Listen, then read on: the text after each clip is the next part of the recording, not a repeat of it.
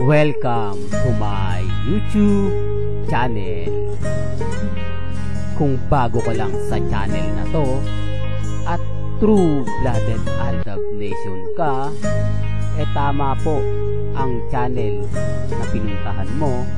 Kaya considering na po kitang bagong subscriber. At huwag mong kalimutan pindutin yung bell para lagi po kang updated sa bagong video na ilalabas ko. Salamat po sa iyong pag-click sa channel na to. Welcome back mga kaandab. Ito na naman po ang inyong lingkod, si Mr. Destiny. At siyempre panibagong update, panibagong mga kaganapan ngayong weekend mga kaandab. Naglabas ngayon ng post si Mrs. Paul Garson na kung saan nagpapa-blooming talaga siya. Di po ba? Kaya nga sabi sa inyo mga kaandab, dito lang po kayo sa channel ni Mr. Destiny. Dito lang po kayo manonood, kumbaga mag-aantay kung ano nga po ba yung mga ganap para kay Maine. Kung ano nga po ba talaga yung makikita ninyo, mapapanood ninyo, mapapakinggan. Abay, lagi lang po kayong tututo kay Mr. Destiny.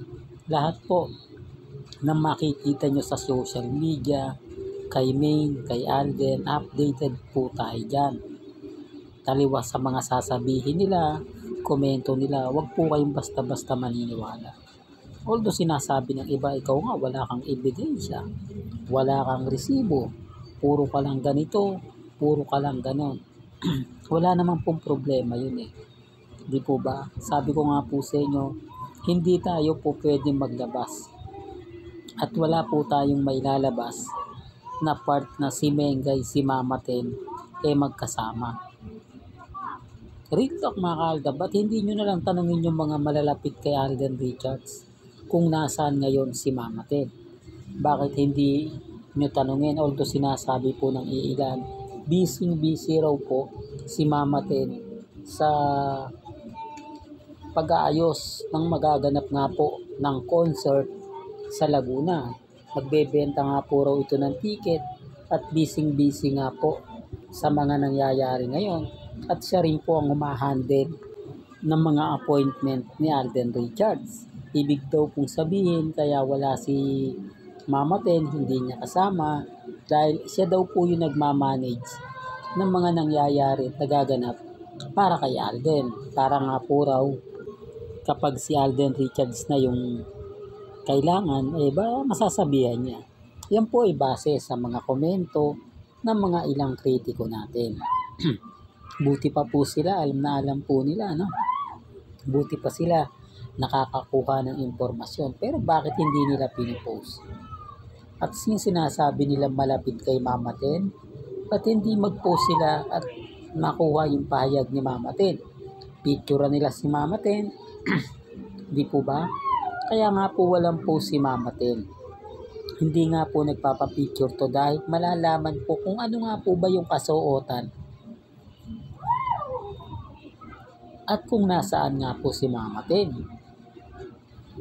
Real talk mga kaaldab, hindi nga po ito gaano naglalabas ngayon. Although si Alden, sobrang busy talaga niya. Na normal lang naman po yun. Diba? Lalo na po ngayon na talagang kitang-kita nyo naman po at ramdam nyo naman po kung gaano nga po ba effective yung mga sinasabi natin, yung mga pinapaliwanag ko kung bakit marami sumisimpatya sa channel natin. Dahil totoo naman po yung sinasabi ko eh. Hindi lang nila gusto yung nagbabalita. Siguro po kung hindi ako Aldab, neutral lang ako, maraming mag-aabang sa akin. Maraming mga fans ng Katden, Maine Fanatics, Alden Fanatics, ang kumbaga titingin at laging mag-a-update o magbibigay ng mga tanong na kung saan naghahanap ng mga kasagutan. Kaya lang po Aldab Nation po tayo, di po ba? Sabi ko nga po sa inyo, kung anong ganda ngayon ni Mengay, yun din po yung sobrang gwapo ni Alden Richards. Hindi ito nagkataon lang. Sinasadya na po ito ng dalawa. kung matitignan nyo naman po at makikita, kina Mengay at kay Alden, ramdam mo di po ba? Ramdam mo yung ngiti sa kanilang dalawa. Ramdam mo na talagang may mararating na, kumbaga maging matatag lang kayo. Kasi ngayon, wala man lang ganap si Alden. Hindi nga po pinag-guest sa All Out Sunday puro Sparkle Artist Center yan. Sinasabi nga po nila na dapat daw po mag-guest naman si Alden Richards. Kumbaga matagal nang hindi nag-guest sa All Out Sunday. Ito po yung uulitin ko pagkakaiba na may kontrata pa. Kung papansin nyo dati, di po ba? Walang linggo na hindi po wala si Alden sa Sunday, sa All Out Sunday. Sinasabi ko lang po yung totoo. Sinasabi ko lang po ito. Kaya nga po, si Alden na naging mentor Pero nung nararamdaman na ng GMA Network o nag-a-adjust na po ng kontrata si Alden, alam nila na paunti-unti bibitiw na si Alden. Kumbaga, hindi na siya yung katulad ng dati na kumbaga, laging naandyan. Di po. Mararamdaman at mararamdaman din po yan. Hindi po talaga gaya ng dati.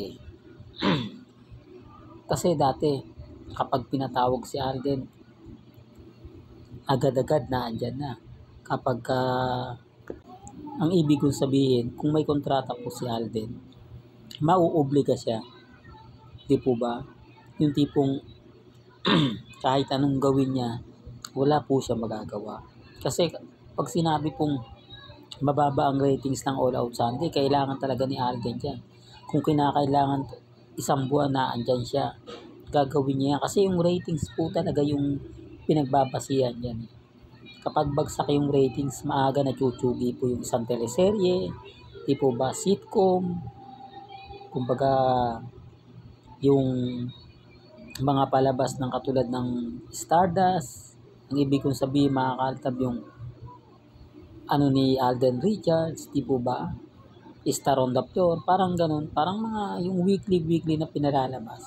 Kapag mababa yung ratings, hindi na nga po talaga tinutuloy. Well, may kanya-kanya tayong pananaw, may kanya-kanya tayong opinion.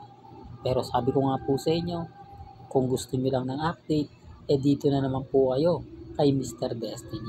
Hanggang dito na lang po ang ating latest updates. Kaya kung gusto niyo pa po ng pinaka-latest at sariwang update, abay tumutok lang po kayo dito po sa channel ni Mr. Destiny para updated kayo sa mga bago at sa mga latest na i-upload po natin maya-maya lang.